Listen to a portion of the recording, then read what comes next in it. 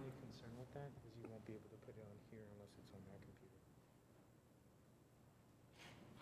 So you can share it, everybody at home will be able to see, you'll be able to see, but they won't. So we gotta, So you kind of So you gotta use that one, okay. Kind of have to use that.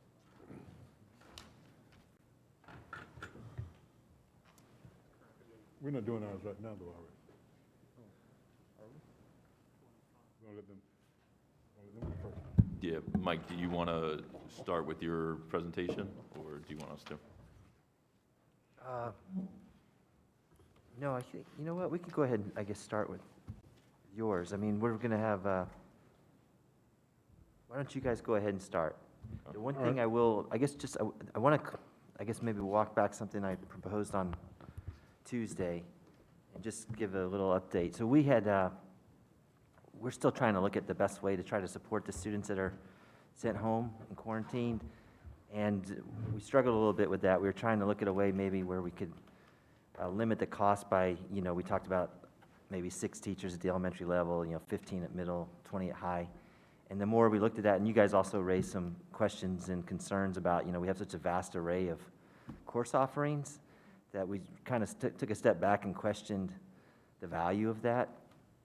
And then also working with our, with Mr. Tierney and our Chief Academic Officer and Diana Fetterman, there's some work being done centrally to put a lot of lessons out there. It's going to face some of the same limitations that we don't have the capacity to put every potential section out there. But some of those basic courses that we were talking about maybe having 179 schools try to do, we think we can address that centrally. Okay. So I'm kind of pulling that back. We do have some proposals today that are consistent with other things we talked about on Tuesday. And I'm reviewing your document. I think at this point, maybe you guys have introduced some other items that are not on my list. Gotcha. But I know we've talked about them, so I'd be happy to turn the floor over to CTA and hear you out on your proposals. Okay, and we can do that. And we kind of, in reference to what you said, we kind of came to similar conclusions that the logistics of the basic plan that had been discussed last time might not be as easy to execute or as effective as we would both probably want it to be. So we're on the same page that there has to be some other way to do it. So Randall's going to bring up the document that I gave you guys, and I'll kind of quickly go through each one because it is the stuff that we talked about last time from our side, and we just tried to put some basic language that we're certainly amenable to input on if we can come to some sort of agreement that some of this stuff is worth putting in there.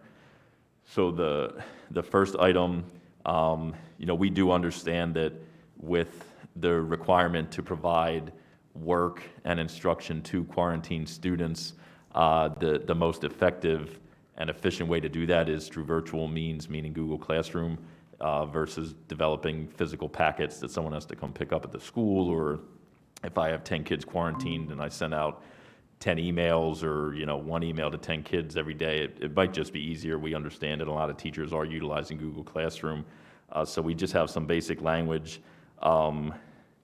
from that perspective. So I'll read through. When students are placed on quarantine, teachers shall utilize Google Classroom to post their daily agenda, classwork, and homework assignments for those students. If no student in a given class period is on quarantine, teachers shall not be required to utilize Google Classroom on that day. So we just think that if nobody in the class, just like last year during simultaneous teaching when they had to broadcast, if you had no kids virtual anymore, if 100% of your kids were physically present in the classroom, you were not required to do the virtual component because there was nobody to watch it. By that same token, if nobody's quarantined in my third period, I shouldn't have to post things for my third period Google Classroom. That's our basis for that. And then the last item there, only department heads, team leaders, and school administrators may be added as teachers for access purposes to Google Classroom. All other parties may request student access of the host teacher. So this is for coworkers and employees in the school or the district. Last year we had some concerns where we kind of allowed anybody and everybody who requested, if I'm a teacher and I have my Google Classrooms and anybody in the school said, hey, I service a student that's in your class, can I have access? And a lot of times those other employees were put on as teachers, as basically a co-host of the Google Classroom, which gave them edit capabilities. And in some cases, we did find that there were administrators or other support staff changing things on teachers' Google Classrooms without their knowing it. And that was a concern that teachers had. So we just wanted to make sure that relevant personnel that have a position above a teacher, so a department head, team leader, school administrator, it's one thing if they need edit access because maybe, I am sick with COVID, I'm not just quarantined for exposure, and they need to go in and add stuff or do whatever they want to do. But anybody who doesn't have a purpose to edit would be entered in as a student. That way they can access Google Classroom, but they cannot manipulate or edit anything in Google Classroom. That way teachers don't have to worry about things changing without their knowledge, which did happen last year. That was a concern that was raised. The second item, the breakfast supervision compensation.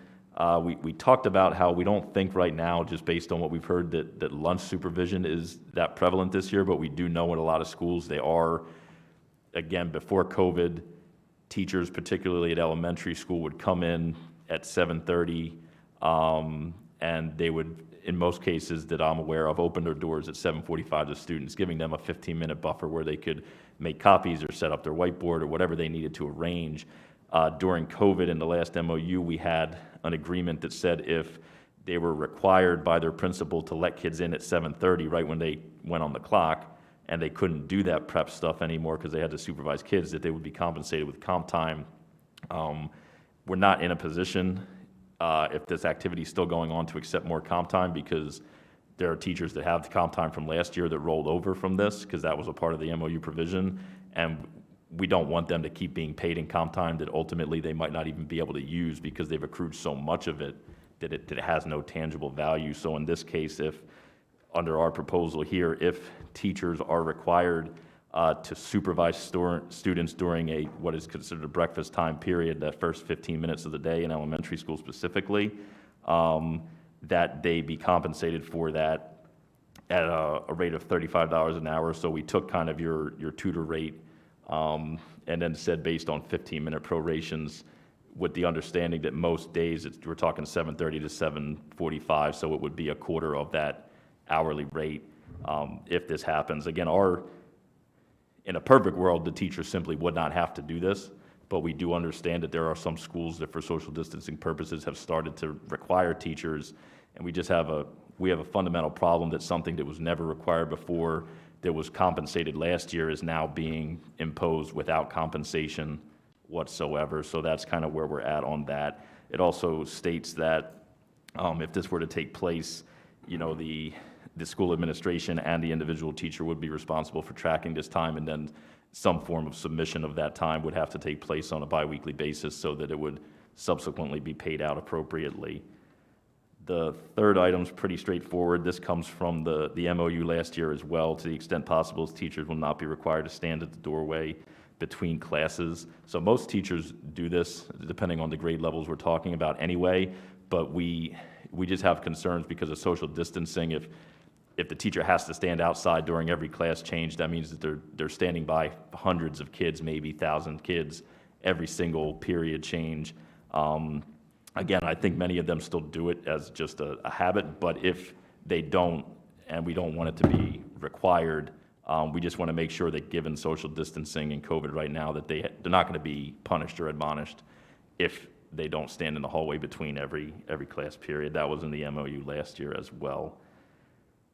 The next item just reinforces the agreement that's been in place for a number of years. So as a reminder, relative to PLCs, PLC meeting attendance and coverage for teachers attending PLC meetings are voluntary and should be teacher-led.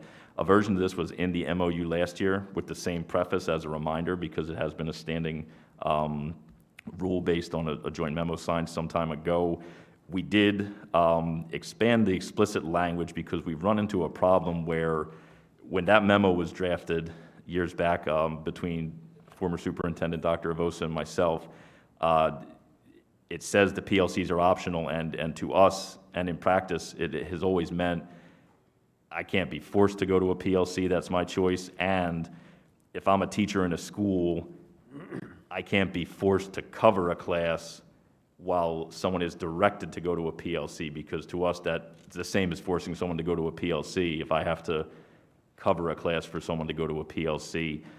We've seen this year an uptick in teachers, most specifically fine arts teachers in elementary school, where if I'm teaching my kids and I'm a second grade teacher and a PLC schedule has been created by administration, which I won't get into my opinion about that, but they create a schedule and I'm teaching my kids and they literally remove me from instruction for 30 to 45 minutes, take me away from my class, and I can choose not to go because it is optional, but if I'm in instruction and my superior, my supervisor tells me to go to this meeting, it kind of feels like I'm being compelled. But to the final point of this, when they do that, if a teacher chooses to go and leaves their instruction, the fine arts teachers are being forced, they don't have an option not to cover that absent class PLC situation, even though we've always maintained, and even at the onset when that memo was written,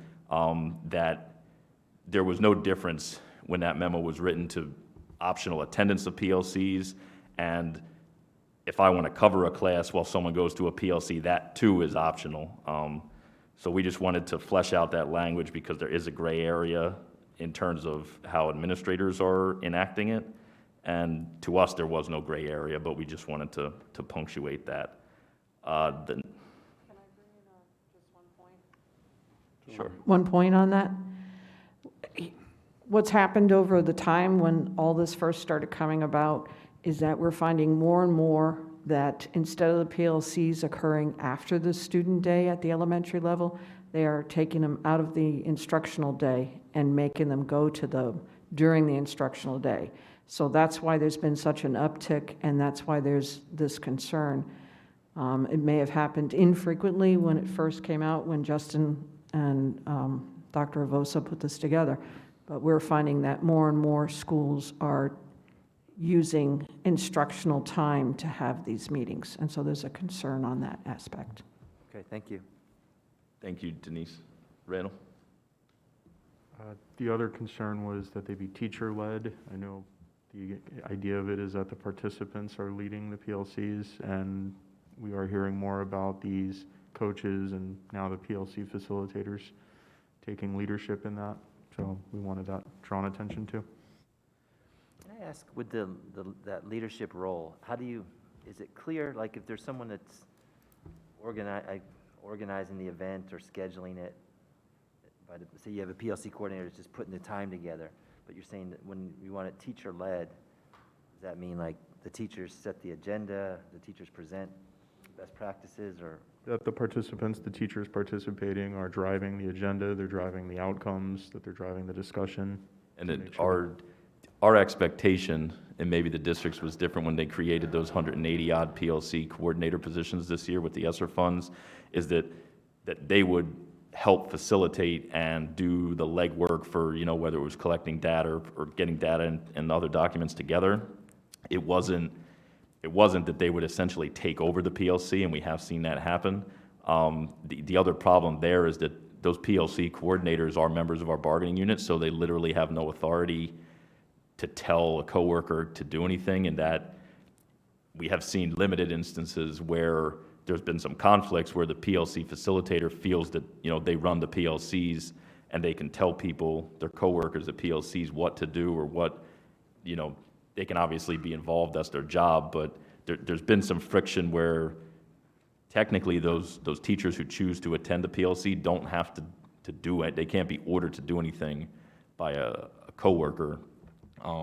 So there's some concern surrounding those new positions, and we just want to make sure it doesn't turn into the PLC coordinator is a quasi-administrator now running the PLC with an administrative schedule crafted that pulls everyone out of classrooms. So there have been some things that cropped up that, beyond the simple language here, just to protect the optional, position that we've held for years, we could certainly have another conversation outside of negotiations to try to iron that out so that it works more effectively.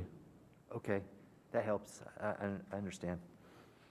Okay, thank you. The next item is pretty straightforward. We mentioned it before that there's been a lot of concerns raised about virtual open houses versus in-person open houses, and I know that to date, the district has kind of let the principals take an approach. There's even some principals who have tried to do like a simultaneous open house where some parents can tune in virtually and some can come physically. Our preference in a perfect world, for the sake of safety and social distancing, would be that if we could agree to it, they would be virtual moving forward. For those that have not occurred, that's just a common refrain that we've heard from many of our teachers, that they're concerned about mass quantities of random people kind of coming and going. I think most of them are behind us at this point, probably, yeah. I think a good amount are.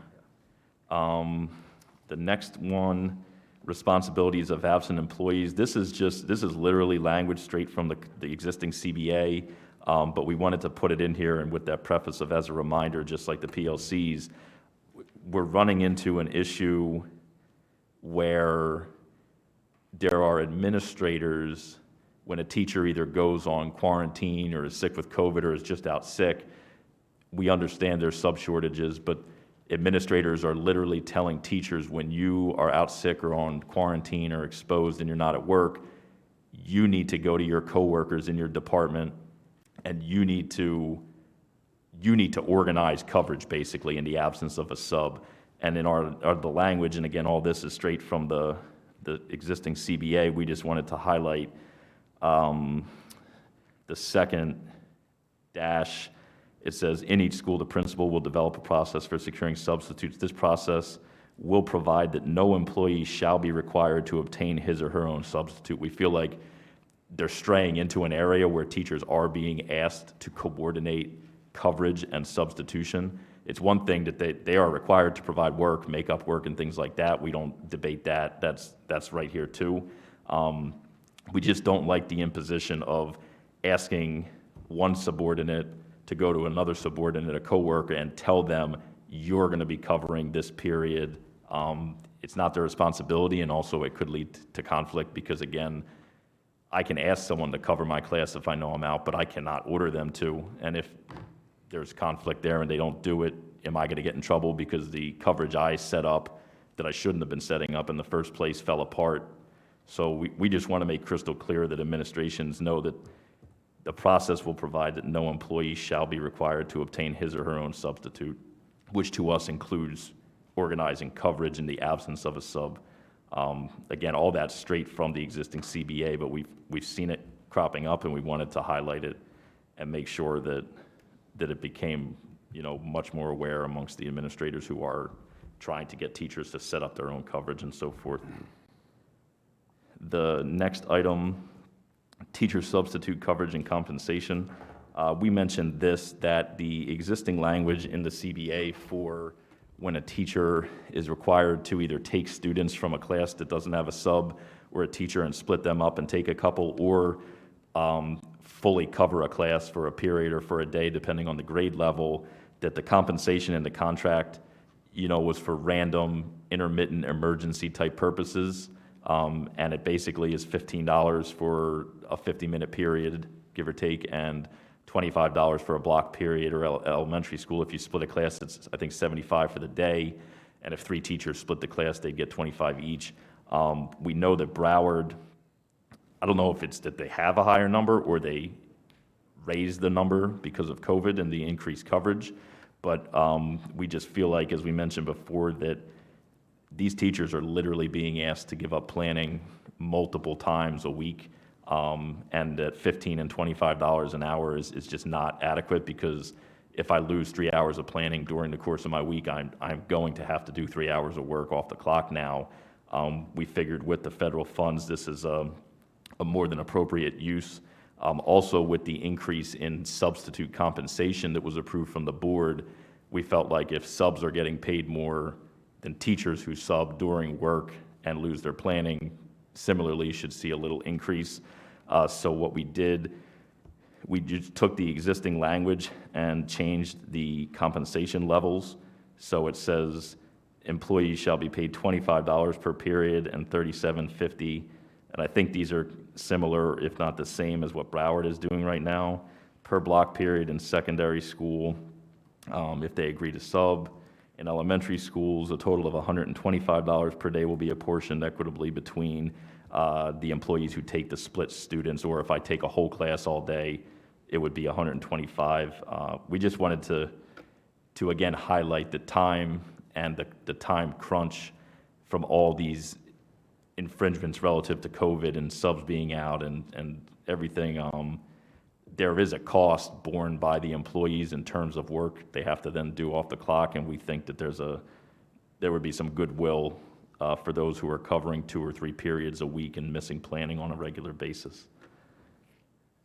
And just as a point of reference, the way we came up with the elementary figure was to take 5 periods, which is a normal secondary day, times the 25.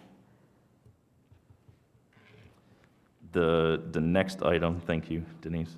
The next item is something we also mentioned last time, that we understand, obviously, that absent subs and with the sub shortage, that other employees are going to be required to do the coverage. So we get that for teachers who have planning. We certainly wish they didn't have to lose their planning, but if they lose their planning, that's one thing. If they're literally pulled from their instruction or service of students that are assigned to them, that to us is problematic, specifically in the 3 instances we've identified below: ESC, ESOL, and fine arts, protection from some coverage. So we've got 2 different aspects to this: secondary and elementary. Secondary ESOL and ESC employees shall not be asked to provide sub-coverage for other employees except during a planning period. We're seeing last year to some degree, and this year again, that ESC and ESOL facilitators that provide push-in services or pull-out services are literally being told they are a sub this day, and they cannot perform those services, which we just have a fundamental problem with them being asked to abandon their legal obligations. And then in some instances, we have even seen administrations tell those ESC or ESOL facilitators that they need to then express back to administration how they are going to make up those services. So they're being told, you can't do your job today, you need to sub, and then you're going to tell me how you're going to do the job that you are now not performing. We just feel like unless they're on planning at the secondary level, those categories of teachers should not be pulled for sub-coverage from their primary purposes. On the elementary level, the next sentence, similarly worded, but to include fine arts. Elementary ESC, ESOL, and fine arts employees shall not be asked or required to provide sub-coverage. The reason this doesn't mention during planning is because planning periods, by and large, in elementary occur before or after student contact and instruction. So we don't have instances necessarily where these teachers are being pulled during planning because they just don't have it when students are being taught, with the exception of fine arts. Fine arts do have some planning throughout the day sometimes because their schedule's different than a regular classroom teacher. We're finding that fine arts are literally being pulled and not providing fine arts, which is a legal requirement. So those were some serious concerns that we thought. We understand the need for subs and the sub shortage is creating problems, but we kind of can't cannibalize legal services that are being provided because those teachers just don't feel ethically comfortable about it. Right, and the challenge here has to do with the IEPs, because they require students to receive certain services certain times per week, and we don't want to have those kids not receive those services. Just ask a question, I guess I'm not entirely clear. With the secondary, you had an exception for during a planning period, but we're not extending that to the elementary teachers? So by and large, the way elementary planning works is that it can either be a chunk of time before student contact and after, or one big chunk of time after student contact. So their planning periods, there are not classes during their planning periods. Okay, so it doesn't lend itself to. We don't believe that. In some situations, there are some random exceptions at schools where fine arts teachers might have planning during the day, but we didn't want to mince up. By and large, there is no planning during student contact for these employees. The last page, the final 3, vaccine incentive bonus. This is just something that obviously is going around throughout the country in school districts or counties and cities as well. Broward instituted a $250 incentive bonus Obviously, the best, most effective solution to either limit the spread or limit the downtime from someone who's infected or exposed is vaccination. And we think that it's literally a prescribed and appropriate use of the federal dollars that local governments have received. And if other counties are doing it, we think that we, would like to see that happen as well. And our numbers of vaccinated, employees show that there's a need to try and incentivize people to become vaccinated. Right. The second to last item, Cba Quarantine Provision covers principal-ordered stay at home. We mentioned this before, that to us, it's pretty clear that the language that exists in our contract, which is generic to any quarantine, whether it's COVID or anything else that came or will come in the future, if you get a doctor's note, a Department of Health quarantine note, that's sufficient. There had been some gray area last year where if a principal told you through contact tracing you have been exposed in your classroom, you need to go home. In certain situations, we saw principals telling teachers that they have to use their sick time, which we thought was extremely confusing. One, because the language in our contract says a constituted medical or legal authority.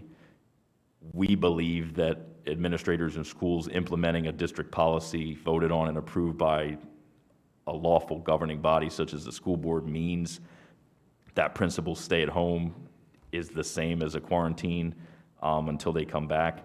We just want to make sure that's clear because, again, we conveyed that there's situations where teachers are being told you have to use your sick time, and then it's being corrected days or weeks later, but that leads to transactions where time is deducted and then credited back, and this is one example where we could clear that up. I don't know if the district feels different about that. I believe that they are treating it the same, so it's not something that is being rejected across the board, but there is just confusion, and we have heard, and last year from some staff at the district, that if the principal sends you home because of exposure through contact tracing, that is not a medical authority, but again, our position is they are acting as a legal representative of the school board, which is a legal authority. And just to give you a prime example, I just got an email from a lead rep, and she said that this exact scenario happened, and she's being told that she has to use up her leave time, and if she doesn't have enough leave time, she'll be out on unpaid leave. So, that's pretty squirrely. Well, let me, just from my understanding, we want to be fair about this, but I'm trying to think it through. So let's say I'm a teacher, I show up at my school, and I'm sneezing or coughing or whatever, and the principal says, you might be symptomatic, go home, right? And is the expectation then that I go and get tested, right, or find out? And then if I get tested and, then I'm directed, I have like proof I need to stay home because I've got COVID. What if I'm the teacher, I go home and say, well, teacher sent me home. I don't feel like getting tested. I'm going to just wait this out for a week or two and see what happens. And maybe I never have COVID. How would that work in this scenario? So we would have no problem making sure there was tighter language to explain this, because that certainly is not our intent to let people abuse it. We just want to make sure, and we would be open to suggestions to better detail this for people, that if I come to work, even more specifically, if through contact tracing I came to work, this student has COVID, I'm now sent home until I do the protocols to return, that exposure at work most definitively is covered. The example you gave, yes, if I come and I'm symptomatic and I'm sent home and then I test positive, we would have no problem, talking about language that would require that test to be obtained as soon as possible. Since the district has sites now, I think we would have no problem with someone immediately being told, if you can't stay at work right now, we need you to get tested, something to that effect. So we're open to making sure that it's not abused. All right, we'll think that through, but okay. And the last one we mentioned last time, the duration of the MOU, specifically the changes to working conditions, we would want to make sure, we had a problem last year where we signed an MOU that there was no way around it. It was a terrible deal for teachers, but they had to do what they had to do for the students, and we don't regret that. But in that MOU, there was a provision that said every 2 weeks we would meet if there were concerns from either side, and that amendments could be made if mutually agreed upon. We quickly came to the conclusion that what that really meant was if CTA raises a concern and the district doesn't like it, they will not agree to anything to change it because they had the agreement they wanted. We don't want to lock ourselves into a full-year agreement with no guarantee that if we bring valid concerns, that we have a chance to renegotiate them. So the short and sweet of it is that in the interest of ensuring opportunity to make necessary changes due to the rapidly evolving COVID-19 impacted school environment, this agreement will expire at the conclusion of the first semester of 2021-2022 school year. It may be extended or amended as needed by mutual agreement of the parties. We can't allow ourselves to be boxed in again, because even more so this year, in a happy future, in 2 or 3 months, this is not nearly as big a deal. In 4 or 5 months, maybe it's not a big deal at all.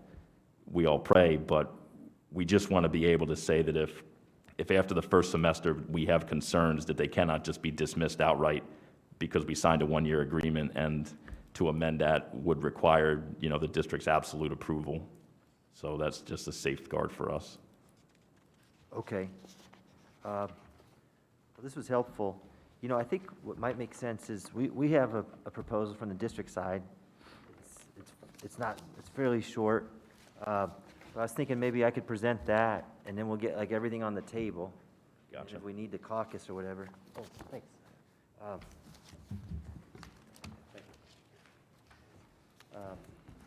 We'll just pass them around now. But then we'll get everything on the table, and then we'll have to see where things intersect and what we can figure out and try to agree upon.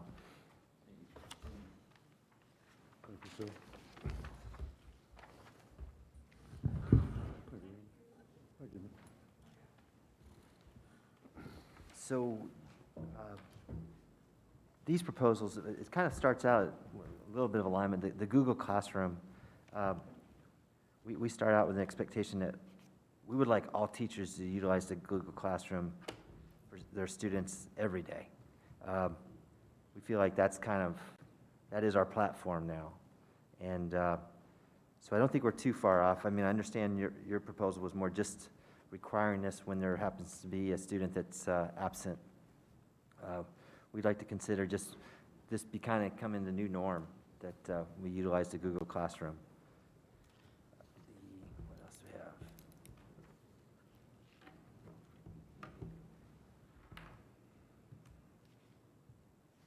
have? We talk about our COVID tutorial program.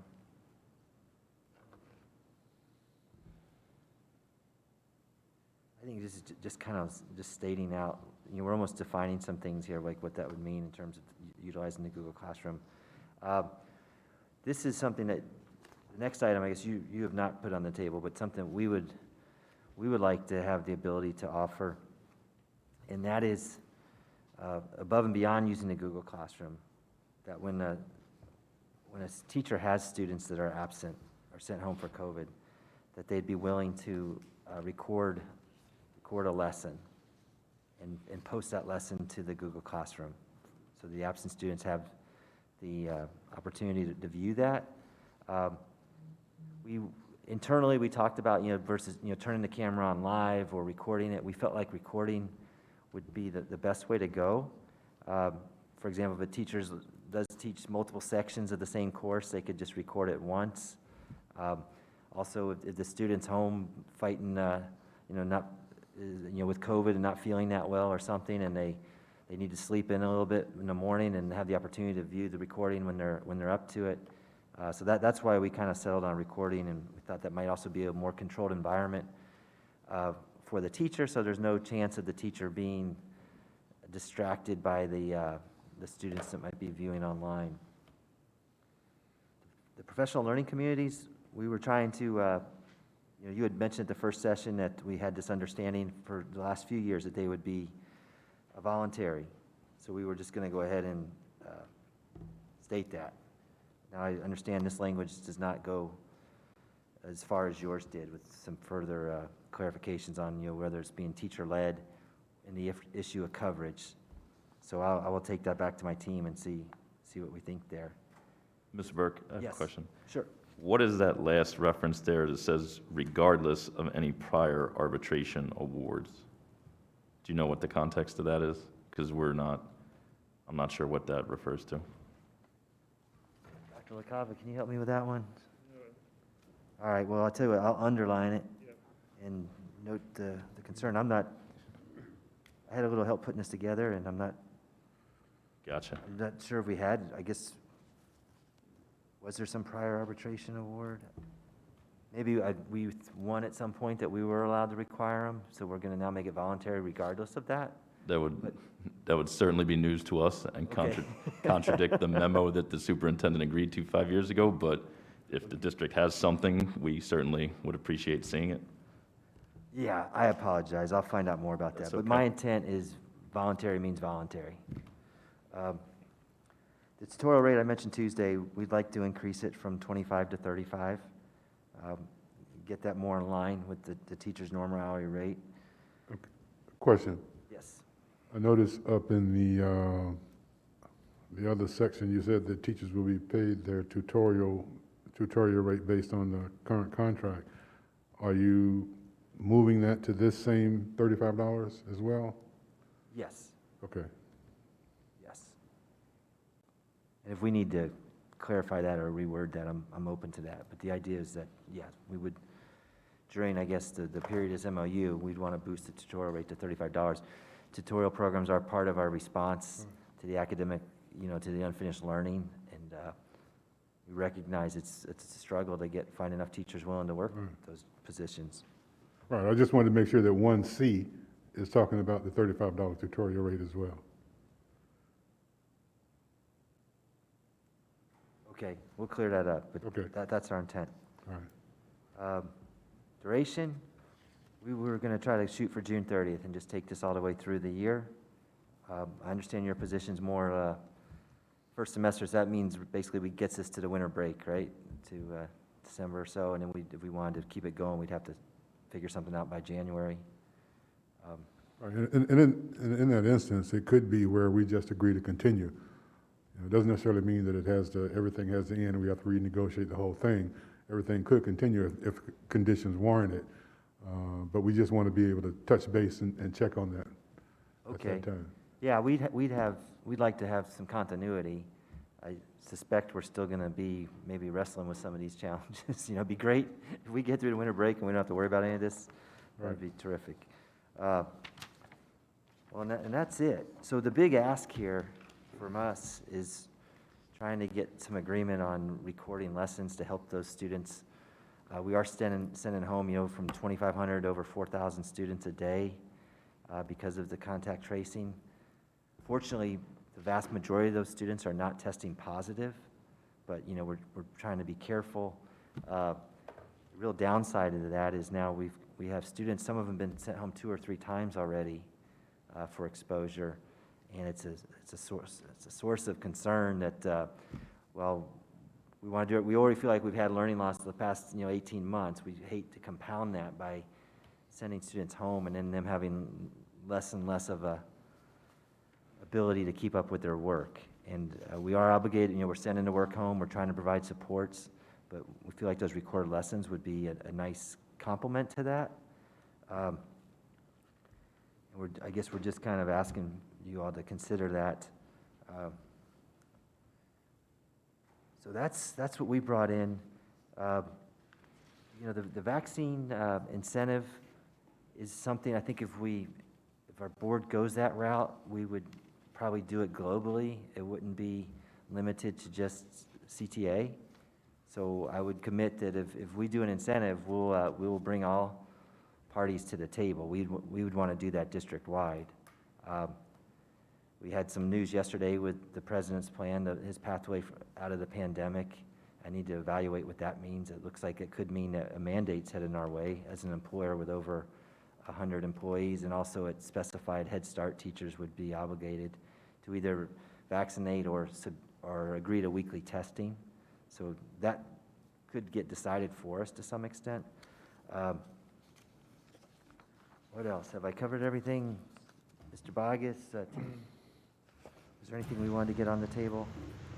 Yes, sir. I think you've covered it all. we're working on that voluntary arbitration question as we speak. Okay. I think your proposals are pretty clear. You know, I understand the sub-coverage, all that. Maybe it makes sense for our teams to take a short caucus and just, I want to be able to get some feedback from our folks here that may have some more information to share with me on potential impact and just how this will play out in our school sites. Gotcha. And just for a point of clarification, I think I can answer that prior arbitration award. That was something that occurred back in 2007 or 8. I was involved in that. And that has nothing to do with PLCs because there were no PLCs. Okay. Yeah, I was here in 2007, but I have no recollection of that either. Yeah. Okay, maybe it's errant language. I don't know. Okay. And what we'll do is caucus also on your, particularly on 1 and 2. You know, what our response to that would be as well, so we can caucus. Yes, sir. As far as space, I'm not sure what we have. I can look around and find a room. We'll figure that out. But Jonathan, if you can help us maybe take a break from, shut down the mics and the recording for a little bit. Keep the Google Meet open. We got Jay hanging out there. But, if we can.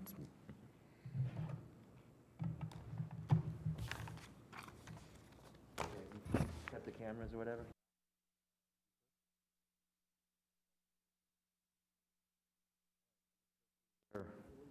Where we see agreement and those items that we're not comfortable with. Okay. So, on the Google Classroom, we would like it to be every day. We think it's problematic just to look for the days when there's no student absent, and we'd like it to become a routine. Your concern or the language you added about access, we have no objection to. So we would pick up your language as far as who has the ability to edit, you know, or access those classrooms. We're good there. On the breakfast period supervision, we're not comfortable with that language. We feel like the teachers are, you know, willing to go in and open up their door, you know, allow kids to come in early possibly, I guess, but we'd like to just keep things status quo there. Same with the doorway duty.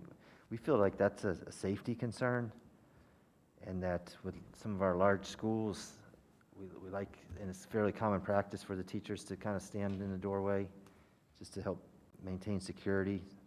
So we'd like to keep that status quo.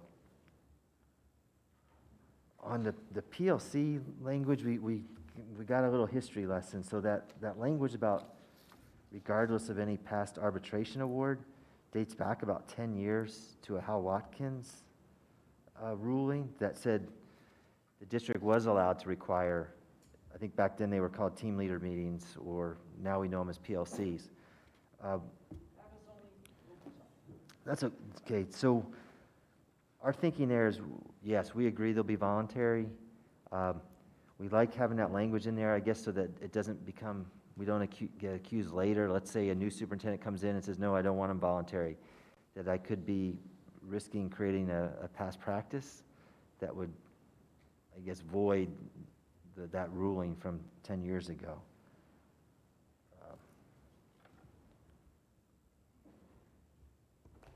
Other than that, the teacher-led piece that you have in your language, we're fine with that. We agree they should be teacher-led, so we're good with voluntary and teacher-led.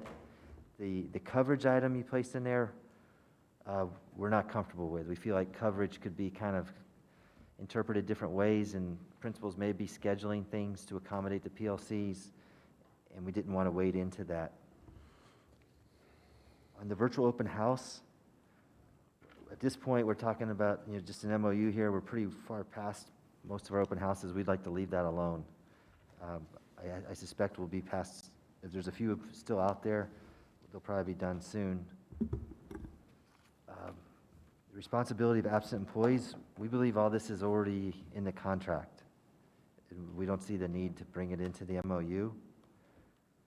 On the teacher substitute coverage and compensation, we recognize your position on that. We'd be open. We want to present this kind of as a package, but if we can reach agreement on all the components of the MOU, we would be comfortable go ahead and raising the rates as you've proposed. The one thing I just want to clarify, and this is probably your intent, but just to make it completely clear, in that first sentence where it talks about an employee shall be paid $25 per period, and then it says and $37.50 if it's per block, I think what we intend there is really it's either or, right? Right. Yeah. Yeah. So if we just change the and to an or, I think we're good. And we did confirm that those rates you proposed are consistent with what's being paid in Broward, and we would use our ESSER funds during the duration of this MOU to pay that higher rate.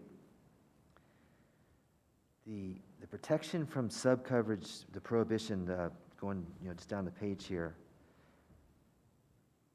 we're good with the ESE and ESOL. We're less comfortable with fine arts, so we would strike fine arts from that language. The vaccine I indicated earlier, I'm not sure what's going to happen with that. I promise whatever the board ends up directing me to do, we would include all employees. And then the CBA Quarantine Provision, we feel like we've got that addressed. We have a process. If someone gets directed to go home and they initially get charged their own sick time, Ms. Knust and her team are fixing those things in accordance with our contract, in accordance with our Department of Home Health rulings and all that stuff. So we're trying to be fair there. And on the duration, we would prefer to have it for the full year.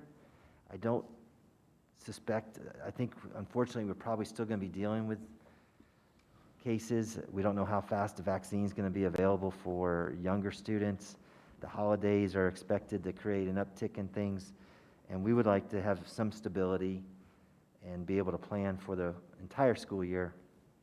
So our position is we like the June 30th end date. And the other thing I'd just say, I wish we had scheduled more time for today. We still got time here. I can keep the team till 1 o'clock, so that give you guys some time to respond to and ask any questions. But I do just want to note that we are running up against a deadline, unfortunately, and if we have to schedule more sessions, we'll try to make sure we provide more time. Gotcha. And we understand and agree with that. Can I ask on the quarantine leave, on the principal thing? And I understand what you said about, yes, somebody could be sent home and then they're going to use their days and then they'll get reimbursed. My concern is the point where some people don't have enough time and they're going out then getting unpaid, okay, which throws everything out of whack because then it affects summer pay and even when it gets reimbursed. So that's my concern, is that people who don't have enough sick leave time, who may, for whatever reason, if they're being told that they have to use their own time and they don't have enough, then they're going to be docked pay. So food for thought. That's why I'm saying if they're being sent home by their administrator in regards to COVID-related issues, it should just be our quarantine leave. Well, if it gets corrected, then their pay would be restored. If we can correct it fast enough, we can catch it before the paycheck's even cut. The one thing I forgot to mention, but I'd said it earlier on, was we would love to have the recorded classrooms for those students that are sent home. So that, I didn't mention that the second go around, but our first proposal where we had that ability to have the teachers record the classroom for our students, we'd like that to be part of the package, and that's helping us. We're hoping that maybe by increasing the tutorial rate and the sub-coverage rate, that provides some goodwill to maybe ask you all to consider that requirement. So I have one broad-based question. So up to this point, in kind of various potential iterations, the board and the district position had been more turn the camera on and broadcast, whether it would have been select teachers or all teachers. This language is pulled straight from the simultaneous teaching MOU from last year, and almost mirrors it. So is it the position of the district by way of this proposal that the request is to return to simultaneous teaching? No, it's not. And if the language needs to be changed, I'm open to that. The intent was to try to define which parts of the instruction we'd want recorded, and those parts that were, and you're right, this was derived from that, but we were trying to modify it last night to define, there's some parts of the teacher's day, if they're doing small group instruction or whatever, there wouldn't be value in recording it. But we wanted to record what's true instruction. We went back and forth in terms of should it just be live or recorded.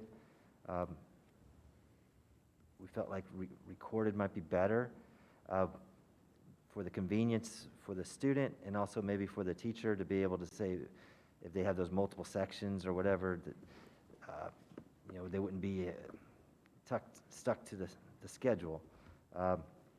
There's also some concerns. We know simultaneous teaching was far from ideal. I've heard from our principals, they don't really ever want to go back to it either. Their principals are concerned about the quality of instruction suffering when you have to worry about the camera being on. So we were just trying to limit it to, again, when the kids are out, if the teacher could record those portions of the day that are important, the instruction, and then post them at some point during the day. We think that would go a long way with our families and our students to try to keep them, up to speed. Understood. So one, we appreciate the clarification.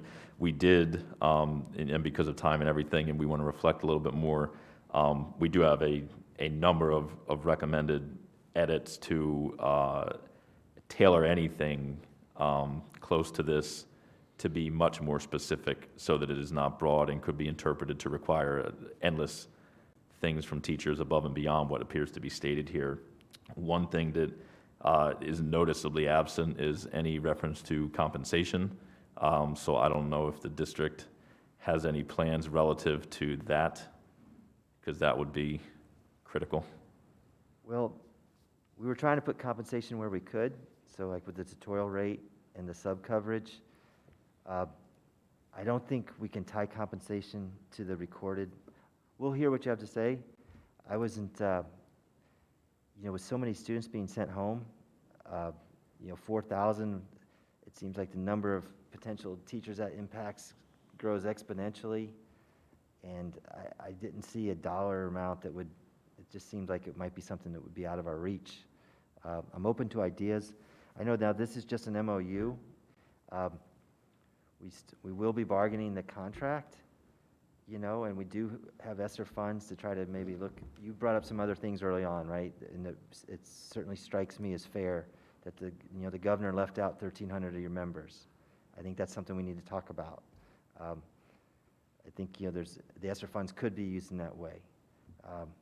If we can do something along those lines, maybe in the contract, it would recognize the good faith of teachers jumping in and helping us again, like you all did last year, to try to deal with these challenging times. I would hope that we could try to find a way to compensate it later. I am concerned about getting too much into compensation as just part of this MOU, because we've got limited buckets of monies to draw from, and if I wouldn't want to put it all on the MOU, and then when we get to the contract, be, in a position not able to do anything for you all. So that's just kind of where my head's at. We're asking basically once again, for teachers to kind of provide this additional service for the benefit of their students. I guess just as professionals and at their goodwill. So since a lot of teachers do watch these MOU negotiations, because I get the emails, I want to make clear that I think all of our goal is to come to the most beneficial outcome for students and the employees, and that is our plan as we move forward with this. We would need to, as we said, go back, because we have a number of potential changes or concerns relative to some of this, because it does, in our view, at least as worded, walk dangerously close to the line of simultaneous teaching. And if you're close to the line, for a lot of teachers, that means you have crossed the line, and we want to make sure that there is anything that could be agreed to here is crystal clear and does not come close to the line of simultaneous teaching. We understand your position that for your side, the goal would be to get the MOU signed and then hash out compensation at a later date in negotiations. I think our concern about that and our opposite position would equally be understandable from our side of the table, that we have concerns about agreeing to a lot of give and then working on hope for the benefit. Right. So that's something that maybe we can have some conversations to try to find a path forward, because I think as strongly as your side might feel about not wanting to tie compensation, our side does feel. And obviously that is a point that we're going to have to work through.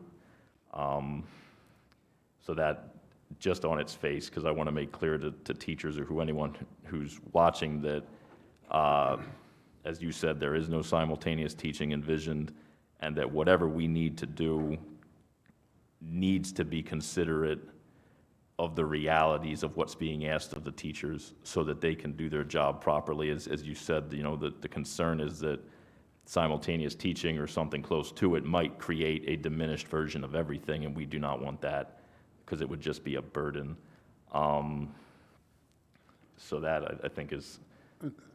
And, Yeah, and I just want to say I agree with you on that. right, You know, as far as- go ahead, I'm sorry. No, I just wanted to kind of say, we're on the same page there. We're not trying to bring back simultaneous teaching. We debated internally as far as what's easier on the teacher to just turn on the camera or do the recorded lesson, what has the least amount of disruption to the live instruction, for this. We're trying everything we can to keep the kids in the building, and that's job one. This whole notion is like, is there something we can do just to help the kids that have no choice but to be sent home, and do it in a way that is with the least amount of disruption and additional burden for the teacher. So we're completely open to working with you on that. Okay. And I guess, what we're also looking at is, last year when we negotiated the MOU, a lot of the challenges we did not understand, didn't know, was new territory, new ground. Our teachers, we felt we gave a lot in order to make sure things went well. Now, particularly after seeing our last session, our teachers are saying to us that, we're going to do this extra work again, because a lot of times when we sit in these meetings and we say you're going to do this and do that, it seems like an easy thing, but for them it's not. It's a lot of extra work, and it's a lot of extra time for them outside of the regular school day as well as during the school day. So some type of compensation piece is critical, for them in this. And I think you saw that even with the tutorial issue where people, wouldn't tutor for a certain rate. And so there's a distinct need for us to look at some way to show them that we appreciate the work, the additional work that they're doing over and above, because now we're asking for something every day as opposed to quarantine students. And, and so those are challenging efforts. And so that's why we said that, we're probably looking at some kind of compensation for this in some way. We don't really know how to do that. And we did look at what you're saying, and there's not major disagreement, on what you're asking for, except in certain places. We want to be crystal clear about things, but it's not like we're far apart on where we are on yours, but on ours, of course, we have some definitive no's, and that concerns us a bit, and we'll talk about that. Okay. Well, no, we're going to keep an open mind. I appreciate, I don't feel like we're worlds apart either, and appreciate you. And yeah, if you guys have better language, we're happy to consider it or work through it together. But yeah, so I guess the next challenge will be to get some time scheduled so we can continue these negotiations. Right. And I appreciate your willingness to work with us and try to get through a difficult time here. And so do we. Thank you.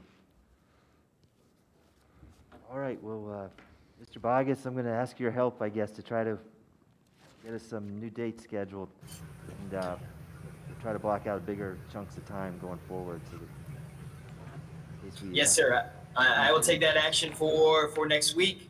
Planning to have probably two, is what I'm hearing, at least one early week and then one by end of week, and a 2-hour session. That sounds good. And we'll All work, right. yeah, based on your availability, but we'll try to Yes, sir. move quick. Thank you. All right, well, thank you. Happy Friday. Happy Friday.